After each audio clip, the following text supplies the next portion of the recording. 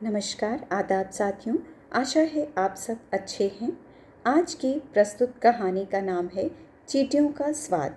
साथियों, ये कहानी अब तक 23,000 बार देखी जा चुकी है, पढ़ी जा चुकी है।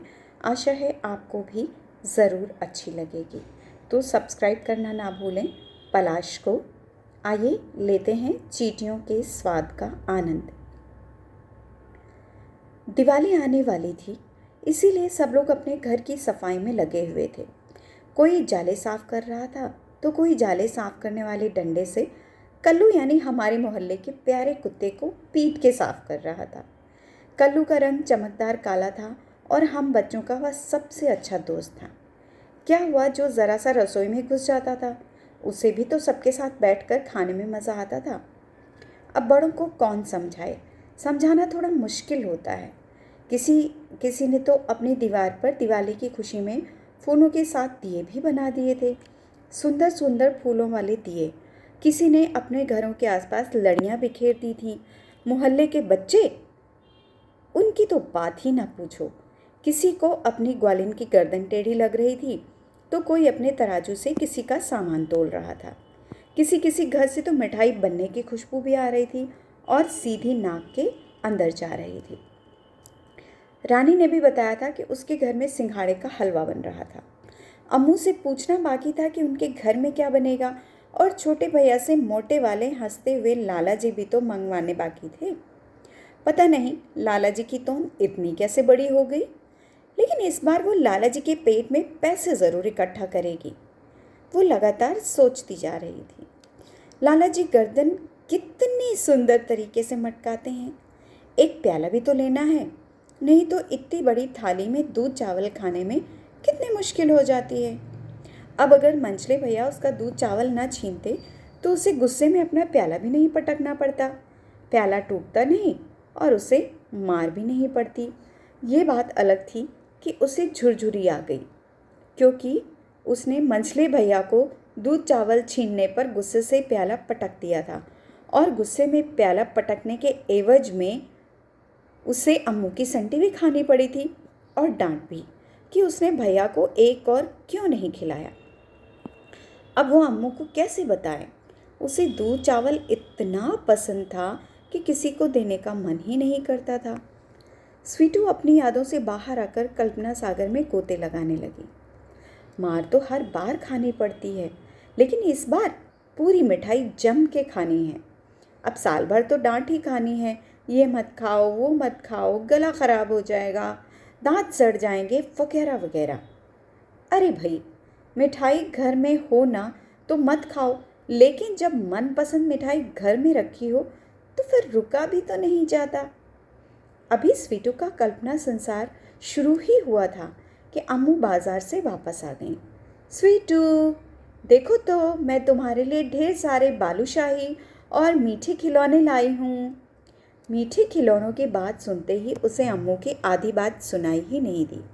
वो सरपट भागी, क्योंकि उसे सबसे ज़्यादा मीठे खिलौने पसंद जो थे, इतने पसंद थे कि बाकी सारी मिठाइयाँ छोड़ी जा सकती थीं।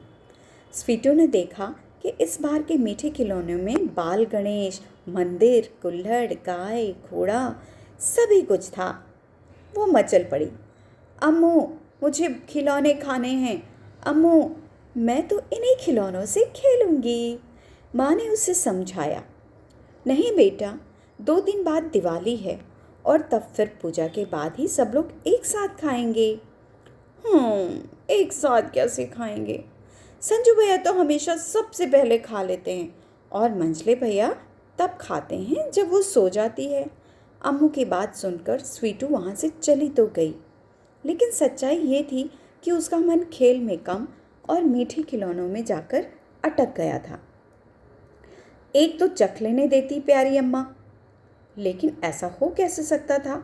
उसके बाद भगवान की पूजा करके खाना था तो उसको चखने के लिए भी नहीं मिला। अम्मू ने सारी मिठाइयाँ संभाल कर रख दी थीं, तो जरा स्वीटू को अलमारी के सबसे आखिरी ऊपर वाले खाने में पहुँचने में दिक्कत भी होती थी। पहुँचे कैसे? अगर स्टूल का सहारा ले तो पकड़ी जाए। ऐसे में अगर कोई देख ले तो बिना पानी के ही धुलाई सफाई हो जाती थी। और अम्मा की बांस वाली संटी से लगती बड़ी जोर से। और कभी कभी गुस्सा जाती हैं तो हाथ में जो होता है उसी से पीट देती हैं। पिछले हफ्ते जब बिल्ली ने तेल का डिब्बा गिरा दिया था तो अम्मा को पता चल गया कि स्वीटू दरवाज़ा बंद किए बिना ही खेलने चली गई थी। फिर क्या, फिर तो अम्मू के हाथ में नया नया कंघा था और अम्मू ने उसी कंघे से स्वीटू की पिटाई कर डाली। कभी पैर में तो कभी सिर पर तड़ा तड़ कंघे पड़ रहे थे और स्वीटू रोती रोती सोच रही थी अब कभी दोबारा कोई ऐसा काम नहीं करेगी कि उसे अम्मू के कंघे से मार खानी पड़े। मीठे खिलौनों का स्वाद स्वीटू को अपनी तरफ बार बार खींच रहा था, मानो चिल्ला कर बुला रहा था, जल्दी आओ स्वीटू, आओ आओ, मिठाई खाओ, खेल खिलौने खाते जाओ, खुशियाँ खूब मनाओ, आई दिवाली, मिठाई खाओ, खुशियाँ खूब मनाओ। लेकिन अम्मा की अलमारी की तरफ बढ़ने की हिम्मत जुटाना मुश्किल था। अम्मू की नीम वाली डंडी याद आ गई। बस ज़रा सा हलवा थाली में उंगली डालकर चाट लिया था। फिर क्या था, अम्मू के भगवान जी का हलवा जूठा हो गया और पटाख से डंडी स्वीटू के हाथ पे, साथ में गाल पर चांटा मुफ्त मिल गया था। उसे समझ नहीं आता था कि अम्मू बड़ी खुशी से बताया करती थी कि लड्डू गोपाल मक्खन चुराया करते थे और खाया करते थे, उनकी तो पूजा होती है, भला क्यों। और उसका हलवा खाने का मन कर गया तो डंडा सटाक और थप्पड़ पटाक, कहीं खेलने भी नहीं जाने दिया सो अलग।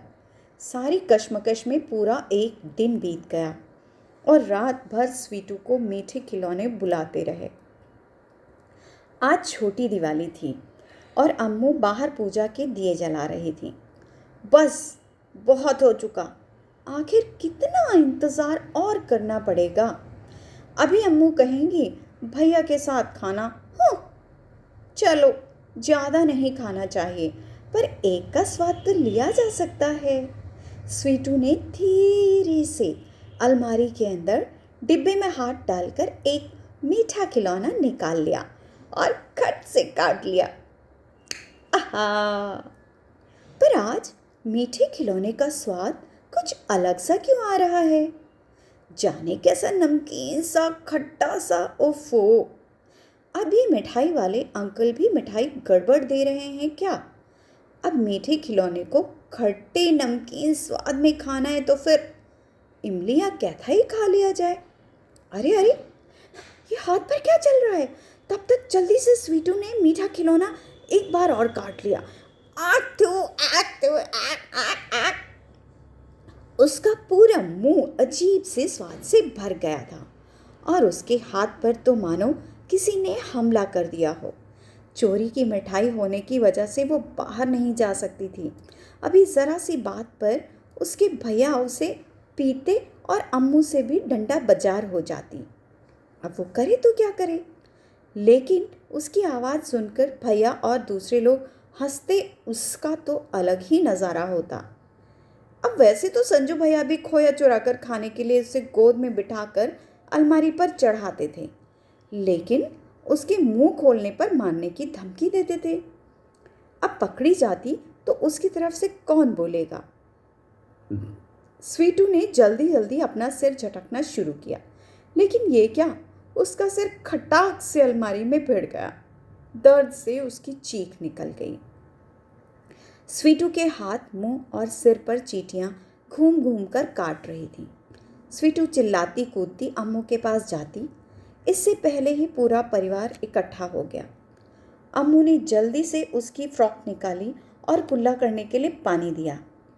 भैया, उन्हें तो समझ नहीं आ रहा था कि वो हंसें या क्या करें, बस एक ही बात पूछे जा रहे थे, क्यों स्वीटू, चींटियों का स्वाद कैसा था। और अम्मू को तो समझ ही नहीं आ रहा था कि वो उसे डांटें या चींटियाँ निकालें। उन्होंने जल्दी से उसके सिर पर पानी डाला और कुल्ला करने के लिए नमक पानी देते हुए हिदायत दी, पूरा पानी जल्दी से पियो। स्वीटू का मुंह शर्म से लाल था या चींटियों के काटने से, अम्मू के सिवाय किसी को समझ नहीं आ रहा था। उधर स्वीटू सोच रही थी, तौबा तौबा, अब तो कभी भी किसी भी मिठाई की चोरी नहीं करूँगी। अगर मिठाई में चींटियों की जगह कॉकरोच, छिपकली या चूहिया बैठी होती तो उसके मुंह का स्वाद आ! सब्सक्राइब करें पलाश को और कमेंट बॉक्स में ज़रूर बताएं आपको ये कहानी कैसी लगी दोस्तों।